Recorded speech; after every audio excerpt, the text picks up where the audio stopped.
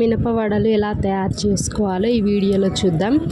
ముందుగా నైట్ అంతా పెట్టుకున్న మినపప్పుని మార్నింగ్ లేవగానే నీట్గా క్లీన్ చేసుకొని మిక్సీ జార్లో వేసుకోవాలి.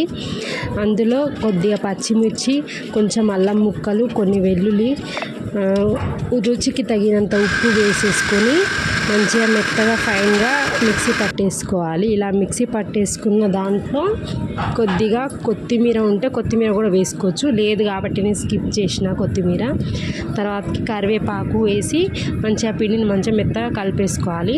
తర్వాతకి ఒక చిన్న గిన్నెకి ఒక క్లాత్ పెట్టి ఆ క్లాత్ అటు ఇటు కదలకుండా టైట్గా రబ్బర్ వేసేయాలి. వేసిన తర్వాత ఆ క్లాత్ని వాటర్లో తడిపి చేతిని కూడా వాటర్లో తడుపుకొని వీడియోలో చూపిస్తున్నట్టుగా కొద్దిగా పిండిని తీసుకొని ఇలా చేసి అందులో ఆయిల్ హీట్ అయ్యాక ఆయిల్లో వేసేయాలి.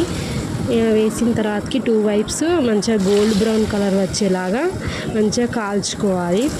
ఇట్లా ఇంతేనండి, సింపుల్గా వడలు ఇంట్లో మనం ప్రిపేర్ చేసుకోవచ్చు. పిల్లలు చాలా ఇష్టంగా తింటారు. ఇదైతే పొట్టు మినపప్పుతో చేస్తే ఇంకా టేస్టీగా ఉంటాయి. పొట్టు మినపప్పు లేకపోతే మినప గుండ్లతో అయినా చేసుకోవచ్చు. నా దగ్గర అయితే పొట్టుపప్పు ఉంది, నేనైతే పొట్టుపప్పుతో చేశాను. పొట్టు నీట్గా కడేసుకొని పొట్టంతా పోయే వరకు నీట్గా కడిగిన తర్వాత మిక్సీ పట్టేసుకున్నాను. చూసారు కదా, వడలు చాలా బాగున్నాయి.